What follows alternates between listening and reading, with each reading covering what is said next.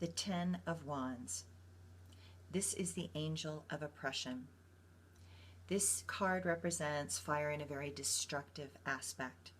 Cruelty, malice, selfishness, lying, repression, slander, ill will. It's got a lot of aggressive energies associated with it. You can see that the two Dorjes of the Dominion card are now in the 10, and once again there are powerful dark forces opposing the movement of energy from somewhere else. The question to ask is, am I using part of my top dog on the inside to oppress the underdog on the inside? So am I oppressing myself? Am I restricting myself? Or am I allowing someone outside of me to restrict me or to limit me?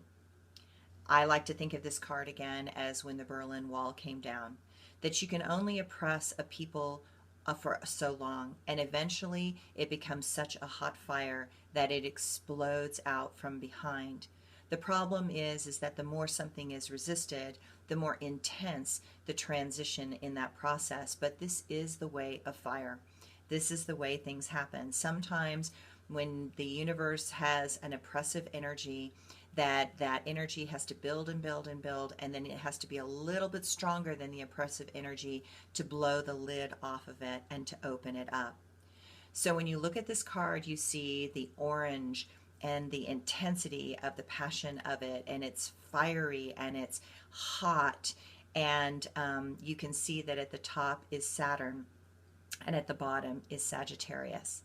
So Saturn is the planet of hard work and struggle, and there is a type of karma when you explode or you allow your anger to get out of control.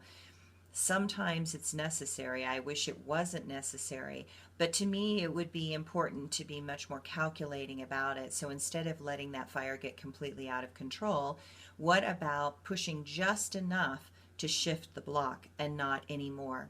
So this card has the danger that you can burn the bridge. You can actually destroy a relationship. You can destroy a circumstance because of letting your anger get out of control. But sometimes I think anger is about boundaries. And when someone has had enough, they're going to get angry because they're feeling oppressed and they feel you pushing against them. So recognize again that there are dark forces that are trying to resist you and restrict you.